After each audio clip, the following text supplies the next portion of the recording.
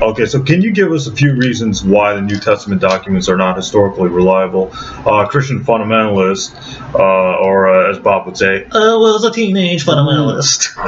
Apologists would say that the Gospels and Acts were Greco-Roman biographies, recollected memories, etc. Can you give us some reasons why the New Testament documents, the Gospels, Matthew, Mark, Luke, John, etc., are not historically reliable and, fact? Well, one major reason is what Brody and several other scholars say, that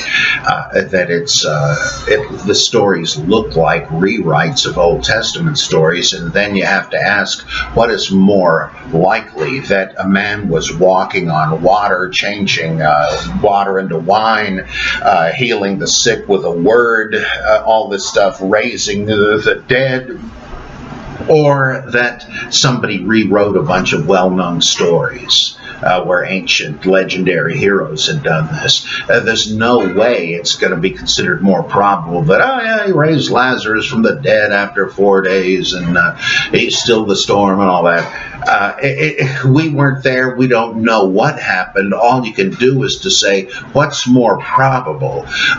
Another problem is that the Gospels do not read like eyewitness testimony, and by that I mean, in the ancient world, they knew what we would call table talk. They knew what that was. Like, we have table talk of Martin Luther. People that knew him wrote down. Yeah, I remember when Martin Luther used to say, I wish people had stopped confusing me with Lex Luthor, or whatever, salvation's by grace through faith, and they say, Luther used to say this and that and the other thing because they were there. We even have table talk of Hitler. I read a book about the impenetrable philosopher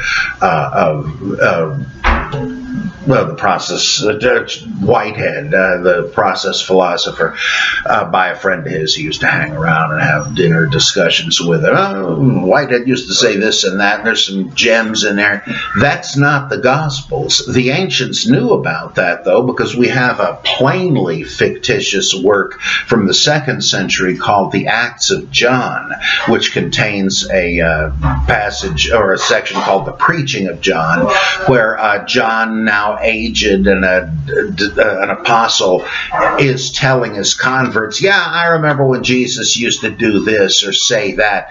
When you look at the content, it's obviously fictitious. It's wilder than the Gospels. But the point is, that writer knew what eyewitness testimony would sound like, but the Gospels are not like that. They're short little nuggets, little anecdotes and episodes like we find about the Greek philosophers.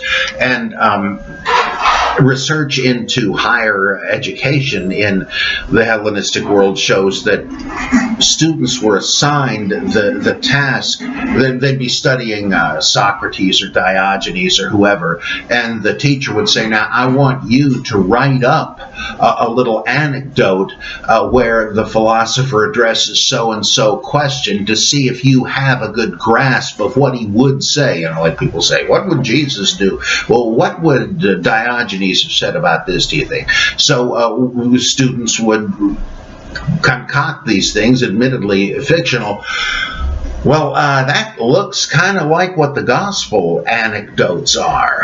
And so it's easy to imagine that there are other ways we would have gotten this stuff than historical reporting, or as in Islam, fairly shortly after the Prophet, there were scholars who noticed that there were tens of thousands of hadiths, these supposedly oral reports of what the Prophet did and said, which supplemented the Quran. He's addressing things that don't come up in the Quran.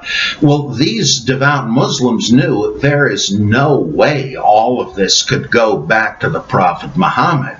And so they set up criteria to weed out the fake ones and still came up with thousands of hadith.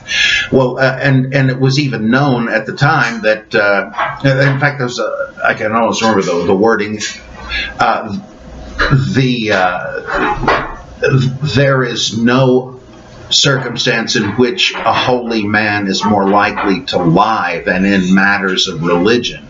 And there's even a hadith where Muhammad is made to say that people will be creating these, but if they promote piety, that's all right. And I think the same thing accounts for the Gospels, especially when you find that Jesus is made to say 3 or 4 different things about fasting. Now, what was he, a multiple personality? Did he keep changing his mind? No, it's obvious that people had their own opinions, and to drive them home, they'd say, well, yeah, this isn't just my opinion. The Son of God said this. And there's just too many other possibilities, and the deck is stacked against the historical accuracy of the Gospels.